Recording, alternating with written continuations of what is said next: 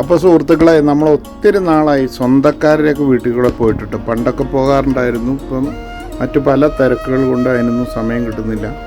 അപ്പോൾ അതുകൊണ്ട് അങ്ങനെ ഒരു സിസ്റ്റം ഇപ്പോൾ ഇല്ലാതെയായി. അതുകൊണ്ട് ഈസ്റ്ററിൻ്റെ ദിവസം അമ്മയുടെ അനിയത്തിയുടെ വീട്ടിലൊന്ന് പോകാൻ തന്നെ അങ്ങ് തീരുമാനിച്ചു. കാരണം മകൻ കാനഡയ്ക്ക് പോവുകയാണ്, അമ്മയുടെ അനിയത്തിയുടെ. അപ്പോൾ അവനെ ഒന്ന് യാത്രയാക്കണം, ഒന്ന് കാണണം. അങ്ങനെ ഒരു ചെറിയൊരു ആഗ്രഹം അമ്മ പ്രകടിപ്പിച്ചു. അങ്ങനെ ഞങ്ങൾ ഒരു ചെറിയ യാത്ര അമ്മയുടെ അനിയത്തിയുടെ വീട്ടിലേക്ക് ചെന്നു. അവിടെ ചെന്ന് കഴിഞ്ഞപ്പോൾ മകൻ്റെ മോനുമായിട്ട് കുട്ടികളൊക്കെ കളിക്കുകയാണ്. അവിടെ നമ്മൾ വരവേൽക്കാൻ വേണ്ടിയിട്ട് ലാബ്രഡോർ നിൽക്കുമായിരുന്നു. അപ്പോൾ ഞാൻ അവിടെ ചെന്നു, ഗേറ്റെല്ലാം തുറന്നു. അവിടെ വീട്ടിൽ ആരൊക്കെ ഉണ്ടെന്ന് വിളിച്ചു. ഗേറ്റ് പൂട്ടിക്കിടക്കുമായിരുന്നു. ഗേറ്റെല്ലാം തുറന്നു. അങ്ങനെ ഞങ്ങൾ വീട്ടിനകത്ത് കിടന്നു. അപ്പം ഞാനിങ്ങനെ പുറത്ത് നിൽക്കുകയാണ്. അവരൊക്കെ ഉള്ളിലോരോ പരിപാടികളൊക്കെ ആയിരുന്നു. ഞങ്ങൾ പറയാതെ ഒരു സർപ്രൈസ് ആയിട്ടാണ് ചെന്നത്. അപ്പം കുട്ടികൾ അവിടുത്തെ കുട്ടിയായിട്ട് ഇങ്ങനെ കളിയിലേർപ്പെട്ടു. നല്ല മാമ്പഴമൊക്കെ നിൽപ്പുണ്ട്. അപ്പം മാമ്പഴത്തിലൊക്കെ നമ്മൾ കണ്ണ് വെച്ച് അത് പോരും പറിച്ചുകൊണ്ട് വരണം. അപ്പോൾ അതൊക്കെ നമ്മൾ നോട്ടം ഇട്ടു. നല്ല ഫ്രഷ് മാമ്പഴം. അപ്പം പിന്നെ പിള്ളേരുടെ കൂടെ ഒന്ന് കിക്ക് ചെയ്യാനൊക്കെ ആയിട്ടൊന്ന് കൂടി അവനുമായിട്ട് നല്ല കളിയിലേർപ്പെട്ടു. അപ്പം അതിനുശേഷം അവിടെ ഇങ്ങനെ ചക്ക വേറൊരു ചേച്ചി വന്നിട്ട് ചക്ക പറത്തുകൊണ്ടിരിക്കുകയായിരുന്നു അമ്മയുടെ അനിയത്തിയുടെ മകന് കൊണ്ടുപോകാൻ വേണ്ടിയിട്ട്. അപ്പോൾ അതൊക്കെ ഒന്ന് കണ്ടു, ഇച്ചിരി കുറച്ചു ആസ്വദിച്ചു. പിന്നെ കുട്ടികളുമായിട്ട് കുറേ നേരം ഇങ്ങനെ സ്പെൻഡ് ചെയ്തു. പല കാര്യങ്ങളും അമ്മമാരുടെയൊക്കെ ഓരോ വർത്തമാനങ്ങൾ കേട്ട് ഇങ്ങനെ സിറ്റ് ഔട്ടിലിരുന്ന് കുറേ നേരം അവരുമായിട്ട് ഒരു ഇണങ്ങി നിന്നുകൊണ്ട് ഒരു കോൺവെർസേഷനിൽ ഏർപ്പെട്ടു. അതിനുശേഷം കപ്പ വറുത്തിട്ടേക്കണത് അത് നമുക്ക് കിട്ടിത്തുടങ്ങി. അത് നമുക്കൊരൊന്നായിട്ട് കുറിച്ച് തുടങ്ങി. പിന്നെ അവൻ കാനഡയ്ക്ക് പോകാൻ വേണ്ടിയിട്ടുള്ള ബാഗെല്ലാം സെറ്റ് ചെയ്തുകൊണ്ടിരിക്കുകയാണ്. മോനും അപ്പനുമാണ് പോകുന്നത്. 90 കിലോയോളം ലഗേജ് ഉണ്ട്. സർട്ടിഫിക്കറ്റൊക്കെ വെരിഫൈ ചെയ്തുകൊണ്ടിരിക്കുന്നു. അപ്പം ഡ്രസ്സും എല്ലാം പാക്ക് ചെയ്തുകൊണ്ടിരിക്കുന്നു. എന്നാലും ഞങ്ങൾ ശല്യമായിട്ട് ചെന്ന് അവരുടെ ആ ഒരു അടുക്കിപ്പറക്കലിൽ ശല്യമായി എന്നുണ്ടെങ്കിൽ കൂടിയും നമ്മളിങ്ങനെ ആ ഒരു സന്തോഷത്തിൽ കൂടി അങ്ങോട്ട് പങ്കുചേരുവാണ്. അതിനുശേഷം ഞങ്ങൾ അവിടെ അടുത്തൊരു കനാലുണ്ട്, അവിടെ കുളിക്കാൻ വേണ്ടിയിട്ട് കുട്ടികളെയായിട്ട് ഒന്ന് പുറത്തേക്ക് പോന്നു.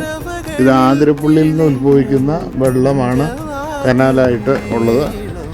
അപ്പോൾ ഈ കനാലിനുള്ള പ്രത്യേകത എന്നാന്ന് വെച്ച് കഴിഞ്ഞാൽ ഇതിനകത്ത് ആരും വേസ്റ്റൊന്നും ഇടുന്ന കണ്ടിട്ടില്ല. നല്ല വെള്ളമാണ്, നല്ല അടിപൊളിയായിട്ട് നല്ല ശുദ്ധജലം തന്നെയാണ്. നല്ല അടിയൊഴുക്കുണ്ട്.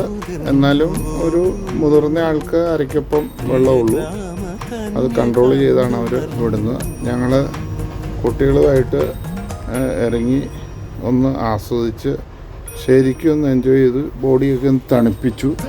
നല്ല കൊടും ചൂടിൽ ഇത്തരത്തിലുള്ള ഒരു ജലസ്രോതസ് ഉണ്ടെങ്കിൽ ഉള്ള അതിൻ്റെ ഒരു ഗുണം നമ്മളന്ന് മനസ്സിലാക്കി.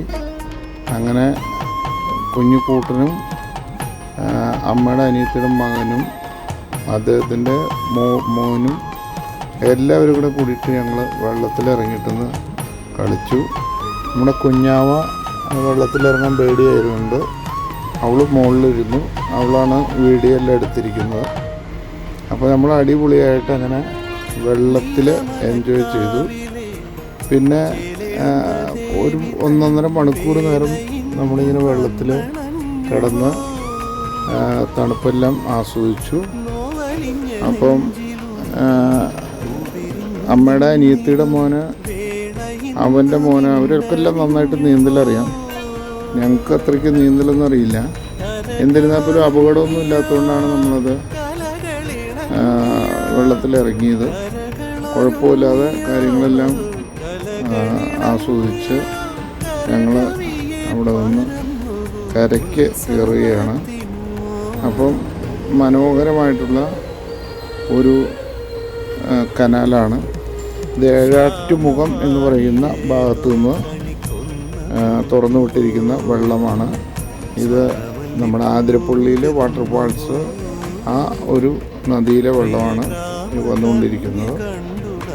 ഏതായാലും ഒന്നുകൂടി പറയട്ടെ, നല്ല മനോഹരമായിട്ടുള്ള കനാല്. അതിൻ്റെ വശങ്ങളൊന്നും ഇടിഞ്ഞു പോയിട്ടില്ല.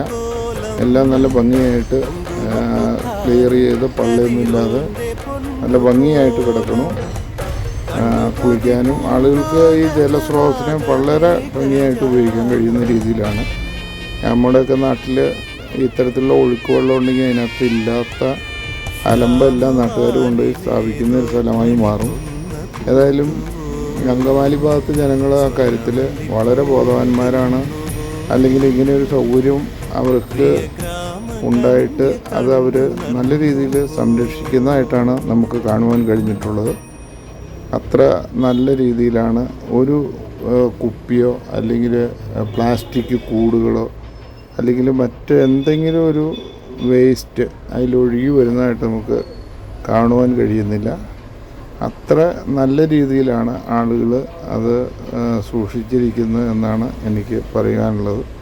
ഒരു പ്രകൃതിയുടെ സ്രോതസ്സും നമ്മൾ ആ വിഭവങ്ങളെല്ലാം അത് ഭംഗിയായിട്ട് ഉപയോഗിക്കണം എന്നുള്ളൊരു മനസ്സിൻ്റെ താല്പര്യമാണ് ആളുകൾക്ക് അവിടെ ഉള്ളവർക്ക് ഉള്ളത് എന്നാണ് ഇതിൽ നിന്ന് നമുക്ക് മനസ്സിലാവുന്നത്. ഏതായാലും കുട്ടികളുമെല്ലാം ആയിട്ടുള്ള ഈ വെള്ളത്തിച്ചാട്ടമൊക്കെ എന്ന് പറഞ്ഞാൽ വളരെ നല്ല രീതിയിൽ നമ്മൾ എൻജോയ് ചെയ്തു. പോരാത്തതിന് ഈ ഒരു കൊടും ചൂടിൽ. അതിനുശേഷം ഞങ്ങൾ ഫോട്ടോഷൂട്ടാണ്. അപ്പം ഇതാണ് അമ്മയുടെ അനിയത്തിയുടെ മകന്. അവനൊരു MTech എഞ്ചിനീയറാണ്. അവൻ പുറത്തു പോകാൻ വേണ്ടിയിട്ട് കാനഡയിലേക്ക് മൈഗ്രേറ്റ് ചെയ്യുകയാണ്. അപ്പം അവൻ്റെ കുട്ടിയാണിത്.